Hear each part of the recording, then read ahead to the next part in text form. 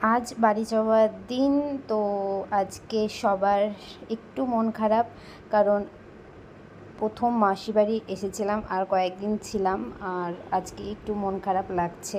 তো আমরা বেরিয়ে পড়েছি আর এখন যাব হচ্ছে কামাখ্যাতে, কারণ কালকে সকালবেলা পূজা দিব, তারপরে বাড়ি যাব। তো শিলং থেকে কামাখ্যা যেতে মোটামুটি 2-2.5 ঘন্টা টাইম লাগবে।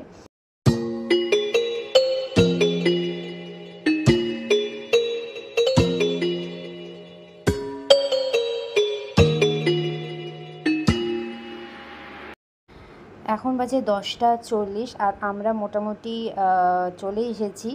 আর আর রাস্তাতে এত বৃষ্টি হয়েছে, এখনও বৃষ্টি হচ্ছেই। আর অনেকটাই ভয় লাগছিল, কারণ এর আগের দিন আমরা যেদিক দিয়ে আসলাম আজকে, এর আগের দিন সেখানে একটা ভয়ঙ্কর অ্যাক্সিডেন্ট হয়ে গেছিলো, আর অ্যাক্সিডেন্টে একদম স্পট ডেথ হয়েছিল। আর আজকে আমরা ওই রাস্তা দিয়েই আসলাম। বৃষ্টির জন্যই ভয়টা লাগছিল, কারণ পাহাড়ের রাস্তা, বুঝতেই পারছো। তো আমরা মোটামুটি কামাখ্যায় পৌঁছে গেছি।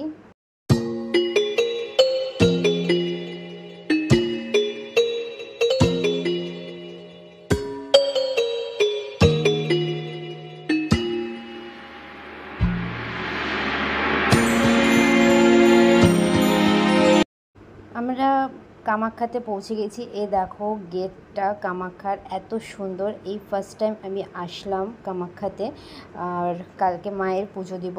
তো দেখো কি সুন্দর লাগছে গেটটা। তো আমরা পৌঁছে গেছি, আর এখানে পৌঁছে একটা হোটেলও নিয়ে নিয়েছি। এখন আমরা এখান থেকে বেরোবো বলতে ফ্রেশ হয়ে একটু খেতে যাব, কারণ একটুকু খাওয়ার টাইম পাইনি। এখন বাজে ভোর 3:30, আর আমি স্নান ধান করে পুরো রেডি, কারণ পুজো দিতে যাব এখন। তো এখানে আমি নিজেকে একটু আয়নাতে দেখছিলাম। আমরা বেরিয়ে পড়েছি মায়ের পুজোর উদ্দেশ্যে। এখন বাজে 4:30, আর সবাই মিলে এখন পুজো দিতে যাব। আর হয়তো লাইনে দাঁড়াতে হবে, কারণ এখানে অনেক ভোর কি রাত থেকে সবাই লাইনে দাঁড়ানো স্টার্ট করে দিয়েছে। জানি না কখন পুজো দিয়ে বেরোবো।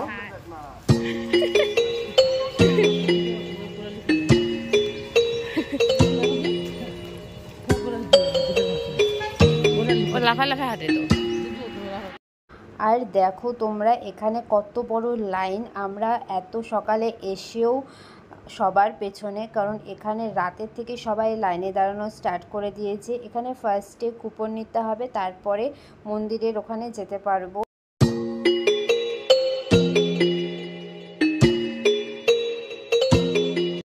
দেখো এত মানুষ, সবাই ওয়েট করছে, কারণ 7টার সময় মন্দির খুলবে, তারপরে আমরা ঢুকতে পারবো। আমরাও এখানে ওয়েট করছিলাম কখন গেট খুলবে। তো এদিকের গেটটা খুলে দিয়েছে, আর আমরা আস্তে আস্তে আগাচ্ছি, কারণ ওইদিকে অল্প অল্প করে ছাড়ছে, তাই এদিক দিয়ে আস্তে আস্তে আমরা আগাচ্ছি। আর এখানে সবাই বসে বসে ঘুমের জন্য চোখ বন্ধ হয়ে যাচ্ছে অনেকের। আর কি বলবো, রাতের থেকে যেহেতু সবাই এখানে আছে, ঘুমটা ঠিকমতো হয়নি।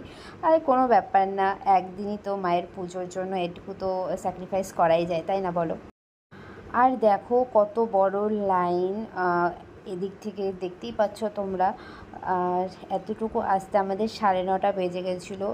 আরও তো অনেকটা যেতে হবে, মানে অনেকটা লাইন আছে। তো জানি না কখন পুজো দিয়ে বেরোবো।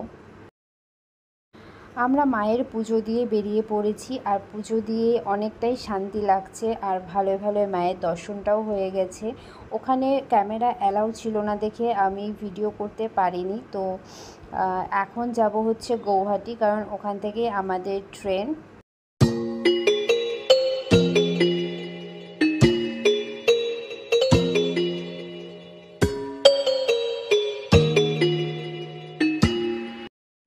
আমরা ট্রেনে উঠে গেছি, আর আমাদের ট্রেনটা হলো বন্দে ভারত। এই ফার্স্ট টাইম আমি বন্দে ভারতে উঠলাম।